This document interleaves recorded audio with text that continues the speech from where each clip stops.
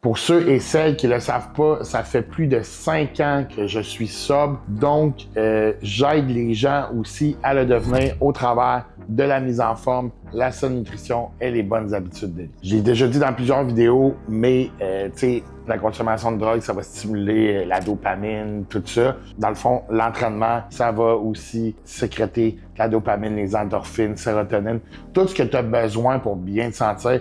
Fait qu'après un gros training musculaire, tu te sens super bien, tu n'as pas le goût d'aller faire le party, honnêtement. Fait que c'est une approche que j'ai avec plusieurs personnes que j'aide dans ce cheminement-là. C'est bien important de, changer vos mauvais patterns, puis ça reste que les consommateurs, on est des extrémistes, fait que tu veux pas, il faut que tu transfères ça dans quelque chose d'autre. Donc l'entraînement, je trouve que c'est vraiment une belle solution à tout ça.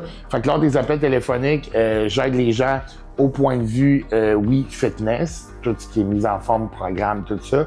Mais aussi, on va plonger aussi dans l'aspect un peu mindset avec ces clientes et clients-là. Parce que j'ai passé par là, puis c'est comme un peu dans ma mission d'aider mon prochain. Je peux même être un conseiller financier un peu à mes heures parce que quand tu es habitué de sniffer un 3,5 par jour, puis du jour au lendemain, t'arrêtes, tu vas avoir pas mal d'argent dans les poches. Il faut savoir un peu quoi faire aussi avec cet argent-là parce que sinon, tu vas retomber vite dans tes vieux patterns. Fait que moi, j'ai été un bodybuilder toute ma vie, là. Première compétition fin 2009, ma dernière compétition en 2017, puis après ça, de 2017 à 2019, je me suis pété à la face solide. Je suis pas gêné de le dire. Si ça peut aider quelqu'un d'autre dans cette situation-là, tant mieux. Puis, il y a des clientes qui me disent « Ouais, mais moi, j'ai juste le vendredi, là, je te fais un gramme le vendredi, je bois une 6, je suis correct, j'ai le contrôle. » Big, tu contrôles fuck all, mon chum.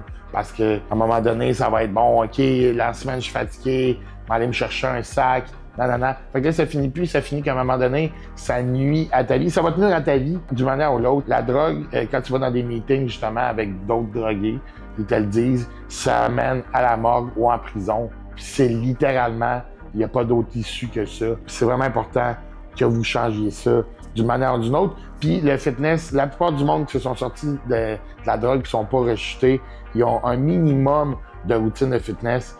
Vous n'êtes pas obligé de vous entraîner en malade mental, mais 2-3 fois au gym, en musculation, une marche dehors par jour, quelque chose qui va vous aider à sécréter toutes les hormones que vous retrouviez avec la drogue. Fait que si tu passes par là actuellement, tu sais pas trop à qui en parler, tu es un peu gêné, moi tu peux m'en parler. OK?